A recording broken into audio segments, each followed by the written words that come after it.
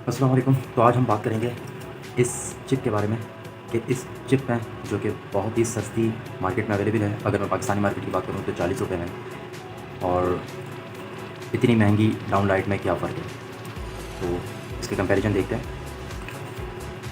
Basically ये downlight की chip है, डाउनलाइट या फिर आपका एलईडी सेवर वगैरह की। इसकी अगर मैं बात करूँ तो इसमें बहुत ही कम सर्किटरी मौजूद है और एलईडीज़ मौजूद हैं जो कि आपको लाइट प्रोवाइड करती हैं। जबकि अगर इसको देखूँ मैं तो इसमें बेसिकली ये मेरे पास पूरी कंप्लीट डाउनलाइट है, जिसमें ये सर्किट बिल्कुल एक अलग है, जिसमें सिर्फ एलईडीज़ मौजूद हैं और यहाँ से इसको पावर मिल रही है, जो पावर बेसिकली इसका एक अडाप्टर अलग से अटैच्ड है। अगर मैं इस अडाप्टर को डिसमेंटल करता हूँ तो बेसिकली ये सप्लाई इसके अंदर से निकलेगी, जो कि आई थिंक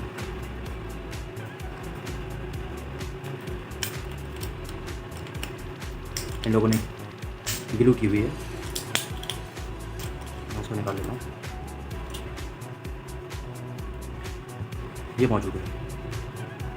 अब इसमें क्या चीज़ है, इसमें बेसिकली आपको एक सर्किट, पावर सप्लाई का सर्किट अलग से मिलता है और एलईडीज़ अलग से मिलती है, और ये काम इतने से सर्किट में इन लोगों ने किया है। तो इसमें दोनों में क्या डिफरेंस है?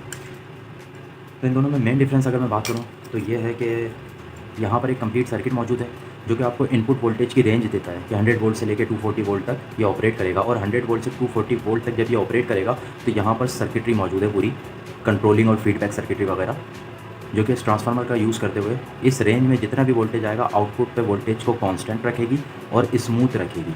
कांस्टेंट से मतलब ये है कि पीछे से आपका वोल्टेज वेरी करता रहे इस रेंज के अंदर, तो आउटपुट के वोल्टेज को कोई फ़र्क नहीं पड़ेगा, आपकी एलईडी कम ज़्यादा नहीं होगी। दूसरी चीज़, इसके अंदर रेक्टिफिकेशन वगैरह का ऑप्शन भी मौजूद है, जिससे क्या होता है जो कि आपकी एलईडीज़ बहुत ही तेज़ी से ब्लिंक कर रही होती है, जो कि आपकी नेकेड आई नहीं देख पाती।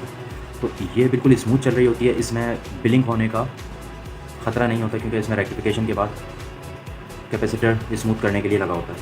तो ये एक बहुत ही एफिशिएंट चीज़ बनी होती है, इसलिए ये एक्सपेंसिव भी होती है। अगर मैं इसकी बात करूँ तो इसमें आप देख सकते हैं कि इनपुट वोल्टेज जो होगा उसकी रेंज होगी, लेकिन इनपुट वोल्टेज जैसे जैसे वैरी करेगा तो इसमें कोई कंट्रोलिंग सर्किटरी ऐसे मौजूद नहीं है। ये सिर्फ रेक्टिफिकेशन डायोड है और उसके बाद ये करंट को लिमिट करने वाला सर्किट है। एलईडी आपकी वोल्टेज के रेंज के साथ कम और ज़्यादा होगी। दूसरा, यहाँ पर रेक्टिफिकेशन के बाद ऐसा कोई ख़ास कैपेसिटर्स वगैरह और करंट को कांस्टेंट वगैरह करने के लिए, प्रोवाइड करने के लिए पावर को, कोई कैपेसिटर्स और ट्रांसफार्मर्स वगैरह नहीं लगे हुए ताकि करंट आपका बिल्कुल एक्यूरेट रहे। तो उसकी वजह से आप 50 हर्ट्ज़ की आपका एसी जो साइन वेव होता है, उसकी वजह से आपको यहाँ पे एलईडी में ब्लिंक्स देखने को मिलेंगे, फ्लिकरिंग देखने को मिलेगी। तो बेसिकली ये दो फैक्टर्स हैं जिसकी वजह से इन दो को आप लोग डिस्टिंग्विश कर सकते हो। सबसे पहला जो अगर मैं बात करूँ तो वो फ्लिकरिंग रेट होगा, यानी कि खुल बंद होना। दूसरी अगर मैं बात करूँ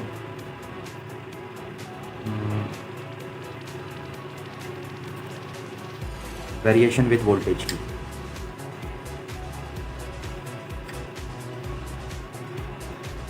तो ये दो मेन चीज़ें हैं जिनकी वजह से डिफरेंस होता है।